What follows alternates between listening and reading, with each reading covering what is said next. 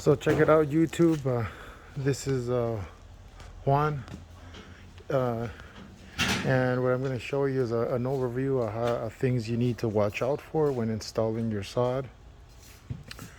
Obviously, you know you have to rototill 4 to 6 inches, uh, grade, and but the key points here are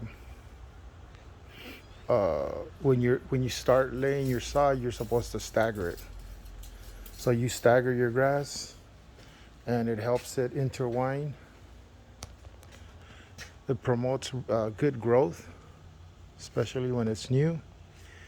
And the way you get a perfect grade on your head is by I'll show you because it's easier over here.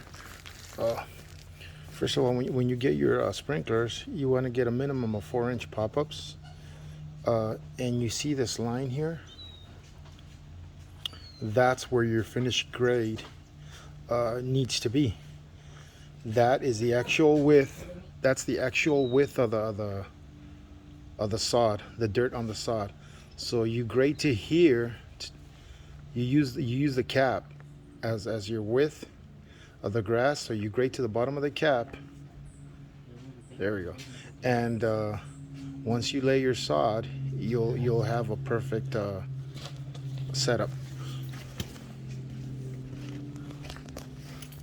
So it should look like that.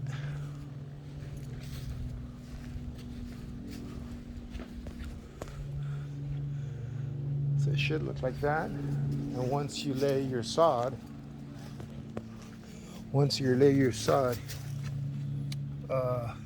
you see how perfect that is? It's a little bit under flush. So the whole idea is when the mower comes, the mower doesn't break, doesn't break your heads. Now, so quick recap. You want grade to the bottom of the cap, stagger your sod, and then the other thing is don't forget your swing joints. So I'm gonna try to do this with one hand. So your swivels here, the reason you put in swing joints, so if it get hit hard by the mower, let's say the gardener's upset at you and he's aiming for the heads, well, they're not gonna break, they give. So I'll show you. See?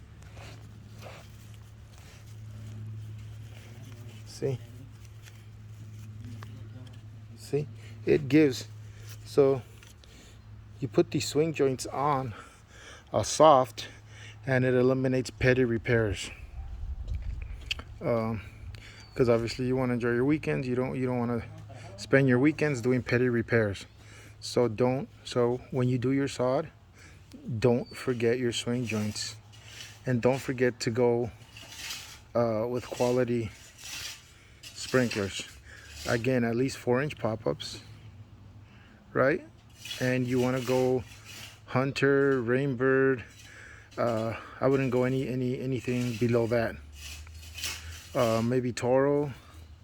But once you get into these new, I hate to use the word cheap, but they kind of are cheap.